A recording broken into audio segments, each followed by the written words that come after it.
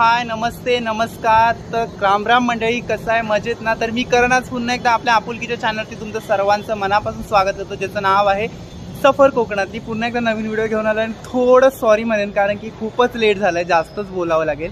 कारण की सकाळी 12चं आगमन होतं, ते म्हणजे काळा चौकीचा महागणपती आणि त्याचबरोबर खेतवाडीचा मोरया, या दोन गणपतींचं आगमन होतं। त्याचबरोबर कुर्ल्याचा गणपती, त्याच्यानंतर परळचा राजा, या सगळ्या गणपतींचं आज आगमन होतं परेल वर्कशॉपमधून।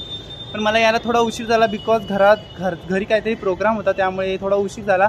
पण आत्ता आपला खेतवाडीचा गणपती तर मोरया तरी निघून गेलाय, कव्हर करायचा प्रयत्न करूया। पण तेच आता आपण जातोय काळा चौकीचा महागणपती बघायला। तो सुद्धा बरोबर चिंतामणी गणपती बाप्पाच्या बरोबर मंडपाच्या समोर आलाय। सो आता इथून आपण पुढच्या सगळ्या गोष्टी कव्हर करणार आहोत। तर चला व्हिडिओमध्ये कंटिन्यू राहा आणि झालेल्या गोष्टीसाठी सॉरी। बाकी ब्लॉग बघा आणि लाईक शेअर कमेंट करा।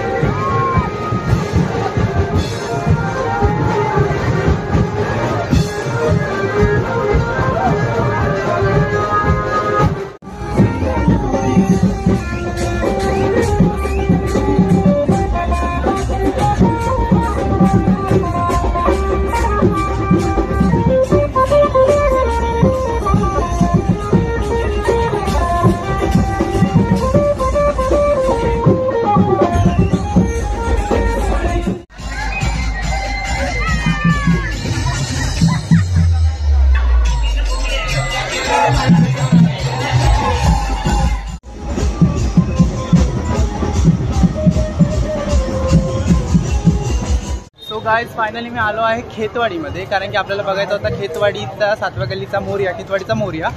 बिकॉज मी तुम्हाला सांगितलं होतं की दोन्ही गणपती आपल्याला दाखवायचे. एकूण 4 गणपती निघाले परेल वर्कशॉपमधून, पण आपल्याला दाखवायला 2च भेटलेत. खूप रात्र झाले तरी सुद्धा मी इकडे आलो आहे. इथून परत आपल्याला काळा चौकीला जायचं बिकॉज गणपती बाप्पा अजून त्या गल्लीमध्ये गेलाय नाही. तर आता आपण आलो खेतवाडीमध्ये, 7व्या गल्लीमध्ये खेतवाडीचा मोरया बघायला. आणि माझ्यासोबत आहे हेमंत हाय. सो हेमंत आणि मी चाललो आहे आता खेतवाडीच्या गणपतीचं दर्शन घ्यायला. अजून आगमन झालं नाही, एकदम पारंपरिक पद्धतीने यांचं आगमन होतं. सो बघू शकता समोर हार वगैरे लावलेत.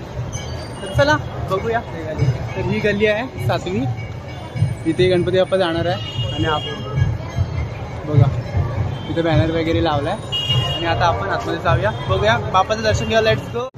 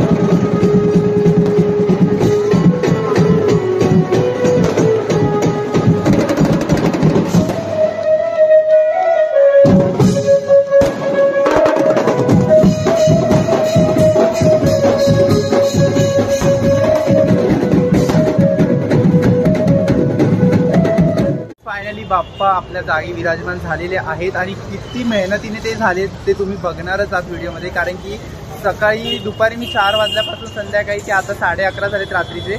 आता मी आहे काळा चौकीच्या महागणपतीच्या आगमनाला आलो होतो.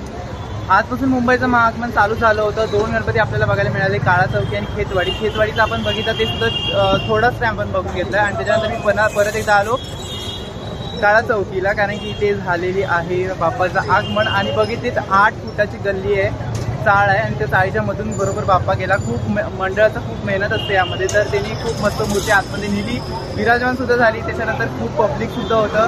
फोटोग्राफर व्हिडिओग्राफर काय ऐकतच नव्हते, परंतु काय करणार बाप्पा शेवटी आतमध्ये आलेत आणि विराजमान झाले.